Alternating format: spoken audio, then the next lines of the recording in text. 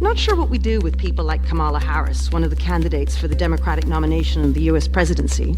Her mother is from India. Her father is from Jamaica. Her father admits that his family owned slaves.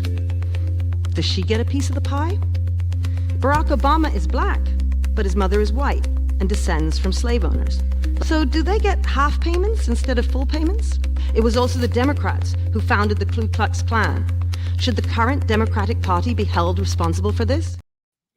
Grace and peace, everybody. This is going to be a spicy one, so go ahead, jump on into the comments. We got a lot to do, so let's get at it. Here we go. Not sure what we do with people like Kamala Harris, one of the candidates for the Democratic nomination of the US presidency. Her mother is from India. Her father is from Jamaica. Her father admits that his family owned slaves. Wow. Does she get a piece of the pie? Barack Obama is black, but his mother is white and descends from slave owners, like so many mixed-race people. So do they get half payments instead of full payments? How is this all meant to work anyway? I'll tell you one way in which it might work. There are various websites out there right now in 2019, this is mainly an American thing, where black people are getting white people to donate money to them, you know, in the guise of reparations. So I'll read out one of these sites to you. It's a real site run by a black American woman who right now is collecting cash from white people because of reparations owed to her. So there are instructions for black people and for white people here. So for black people in the audience, listen up. Number one, if you are black and a descendant of chattel slavery, please put your PayPal, Venmo, and or Cash App in the comments of this post. Number two, you do not have to plead your case or share why you are participating. Being black is enough. So black people in the audience, you want some extra money to go out on the weekend? Just get your PayPal information on there. Now, white people, these are the guidelines. Number one, realizing that you have white privilege or that you are inherently racist is not sufficient, okay? It's not sufficient to recognize that you have white privilege. Take action that gives your power away, white people. So right now, think of that action. What's it going to be? Number two, this is not a substitute for reparations from the government. This should be every politician's platform. Are you demanding this from them, white people? Are you writing to your local MP and demanding reparations? Number three, you can give $1, $5, $10, $50, $100, $1,000, $10,000.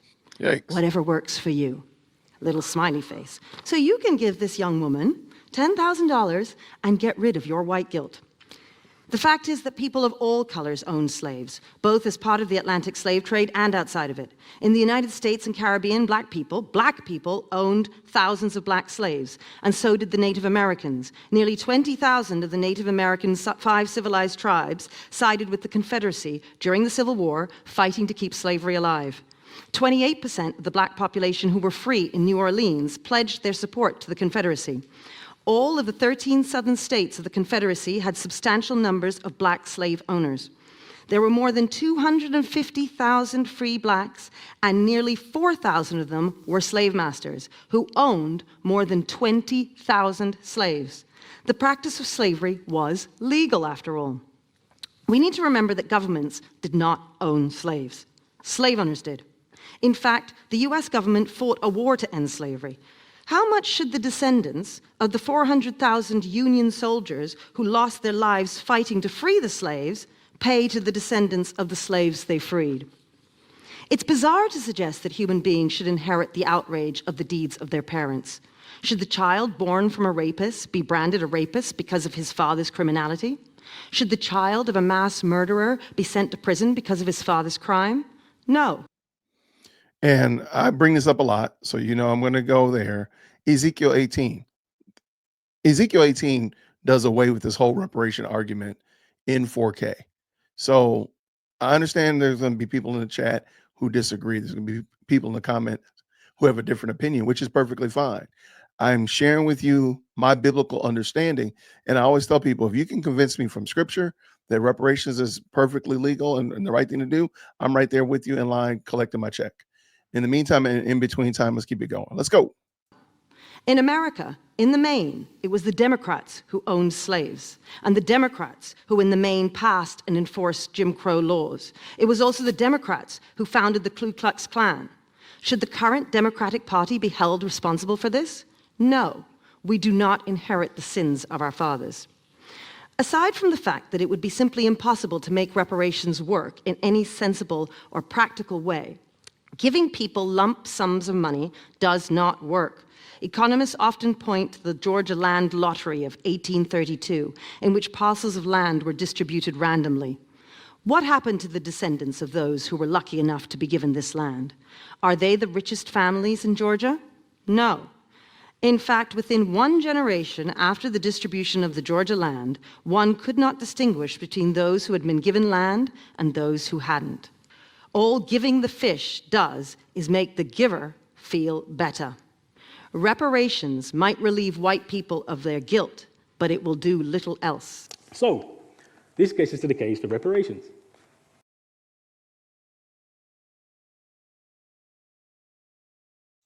Before this gentleman jumps in, I just want to say something. It's not just that the white, quote unquote, white people are dealing with their white guilt. People need to ask, where's that guilt coming from? And therein, I think, is a much more nefarious, a much more dark problem, is that this guilt that you, quote unquote, have is manufactured by people who just want your stuff. This is covetousness in 4K. Let's let this gentleman finish this up. I'll leave the link for this full video in the description. Unpaid labor for 300 years, untold psychological and human damage, and reparations, again, I remind you, significant reparations paid to the slave owners. And what did the enslaved receive? Less than nothing, not even nothing, less than nothing. They had to buy their freedom through work in the UK, had to buy their freedom in places like Haiti. And when we think about that, time doesn't stop after the enslavement of African people. When slavery ends, what happens?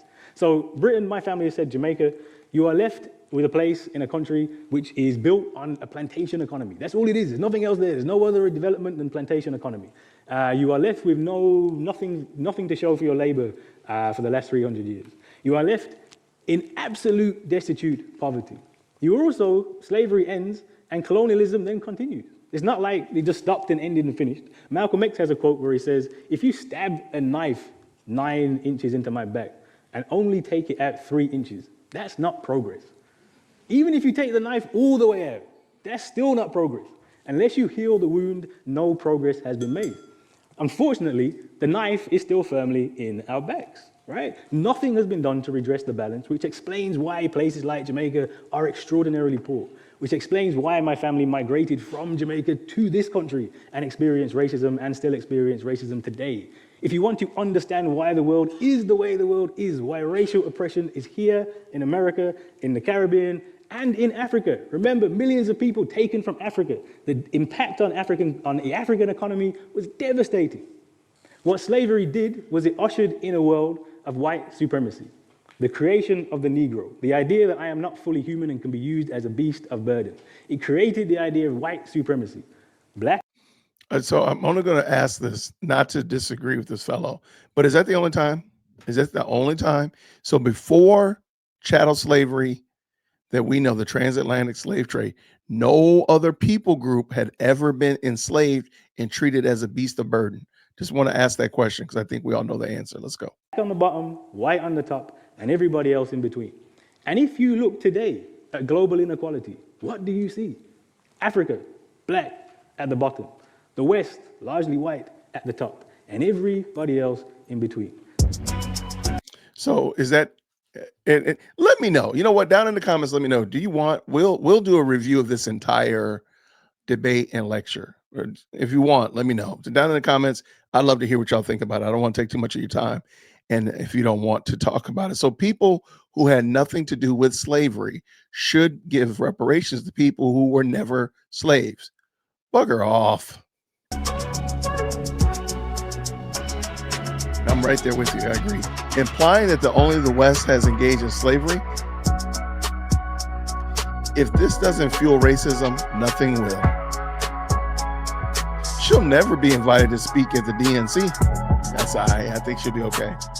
Forcing the innocent to pay non-victims for something that happened to neither of them is not reparations. Can we say that again?